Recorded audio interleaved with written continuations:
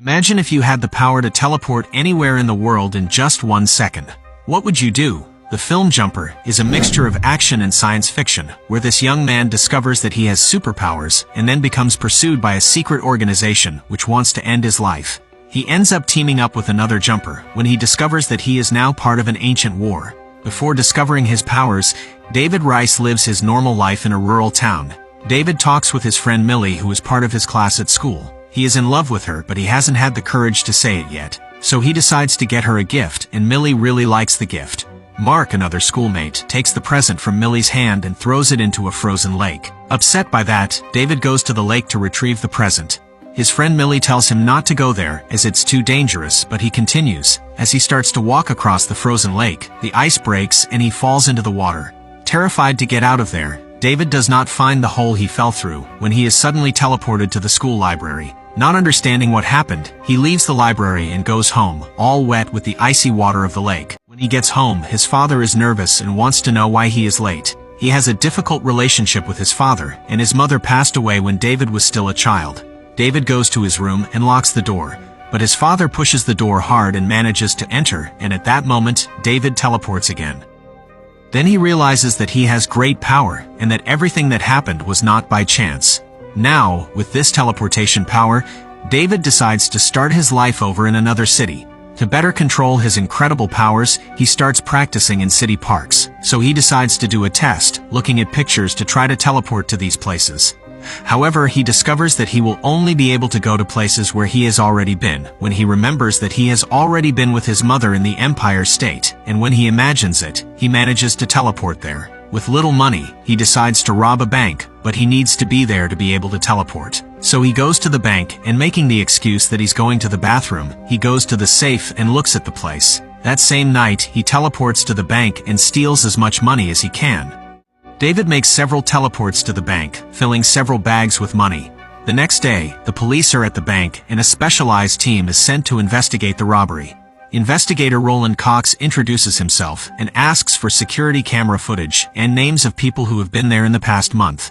Upon arriving at the scene, Cox realizes that not even the safe was opened, which left all the police very confused as to how the robbery happened. However, the investigator knows what kind of people could do that. After that, several years pass, and David is rich and lives in an apartment in New York. In his apartment, he has a room with a stash of money, weapons, and vehicles. On the walls, there are several photos of different countries that he visited during that time. So David goes to a bar where he meets a woman who has caught his eye. He teleports close to her, and a person who was on the side, Griffin, ends up noticing that. The next day, David teleports to Fiji, a tropical paradise, to surf big waves. Then he goes to Egypt, where he has a snack on top of an Egyptian sphinx. In the middle of a forest, a man teleports with the intention of fleeing an attack. But he can't because there are several cables with electricity preventing his teleportation. Roland then appeared. The jumper asks why he did that, and he replies that a man with that much power is abominable and must be eliminated. He then stabs the man with a knife and ends up killing the man. Then Roland Cox gets a call about a burglary that happened years ago, which David had done. When David returns to his apartment in New York, he finds Roland in his apartment waiting for him. He tells David that he is investigating a bank robbery and wanted information. David tells Roland to leave, but he takes the baton and electrocutes him. He tries to teleport, but only manages to reach a few meters. Roland then shoots it with a power cord, trapping David. After that, he fixes the staff in the ground to prevent David from using his powers to go too far. David, in turn, desperately tries to escape, until he manages to reach the secret room of his house where he kept money and passports. Soon after he takes bags of money and disappears, he teleports to his father's house in his old room. William, his father, hears something and runs to David's room, where he begs to say what happened, as he mysteriously disappeared. Once again, David teleports and leaves. The next day, he runs into his old friend Millie, working at a bar in town. Soon he starts a fight when he finds Mark, his classmate who played with him back in high school. David teleports Mark to the bank vault, leaves him there and returns to Millie. David says he works as a bank clerk and his life has changed a lot. In the conversation, she comments that she had the dream of traveling the world, and David invites Millie on a trip to Rome. She accepts the invitation and says she would love to go on this trip. David doesn't notice, but behind him was Griffin, who was watching everything. A short time later, and David and Millie are already in Rome. However, Roland Cox, the investigator, is at the police station with Mark, who David had teleported to the bank. He asks what happened, and Roland finds out about Millie and David. In a hotel in Rome, David and Millie talk about what happened in recent years, and in a romantic mood, they end up kissing. Then David takes Millie to see the Colosseum in Rome. Dodging the local guards, they manage to enter and begin to explore the Colosseum. Millie is delighted, and when David separates from Millie to open a locked door, he finds Griffin. He says he also has the power of teleportation, just like David. He also tells that David's life is at risk, as there are people called Paladins, who are a secret organization willing to kill everyone who has that power. At that moment, some Paladins appear. They take their bats and attack the two. David tries to escape, but fails as he ends up trapped by electrical cables. Griffin defeats the Paladins single-handedly and later helps David. He says that for many years he has been fighting Paladins who have been chasing the jumpers. Griffin teleports to his secret location, and David manages to follow him. They talk, and then David teleports back to Millie, who is still in the Colosseum. In a hurry, David leaves the place with Millie while she asks for explanations of what happened.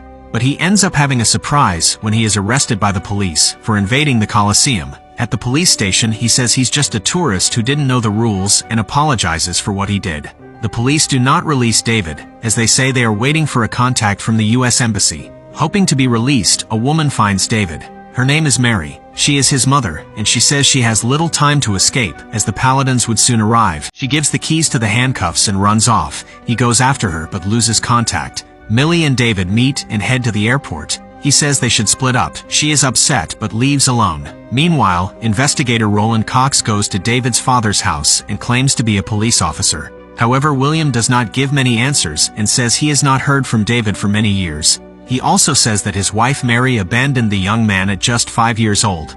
David teleports to Griffin's secret hideout. He asks Griffin who the Paladins are. Griffin says they are religious fanatics who have been hunting the jumpers for many years, as they believe that the power of teleportation should only be from God. He also says that the Paladins would kill anyone to get to David. Knowing that his father and Millie are in danger, he teleports to his father's house. There he finds his father passed out and teleports to the hospital. David returns to Griffin's hideout again. He starts asking for directions, as he intends to kill Ronald. However, Griffin says he couldn't, as he himself had tried several times and almost died. David says he wants to help kill Ronald, but Griffin teleports to China. However, he follows Griffin, trying to convince him of this idea. Finally, Griffin accepts and says that maybe he would know where Ronald could be because of Millie. So they split up. David goes to where Millie could be, and Griffin goes to his hideout to get weapons. David goes to Millie's apartment, who is still upset about what happened, and demands answers. Soon after, Ronald arrives with his men.